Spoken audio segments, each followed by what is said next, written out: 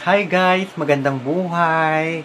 Ito po yung aming escapades ng aking um, anak-anakan, nakshi na si Wendell. Papunta po kami ngayon sa isa sa mga hidden paradise kung tawagin. Bahagi din po ito ng Subic Zambales. Ayan.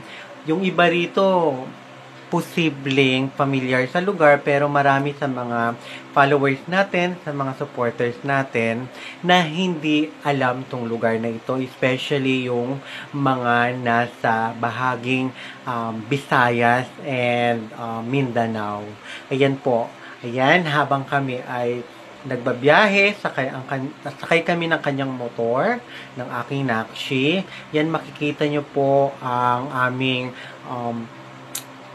dinadaanan na daanan, yung highway po na dinadaanan namin, papunta doon sa tinatawag nating Hidden Port. Ito yung part 1 ng aming paglalakbay. And I hope that lahat po kayo maantabayanan kung saan kami tutungo. Ayan po, no? So, ito lang yung unang bahagi ng aming journey sa Hidden Paradise in Subic.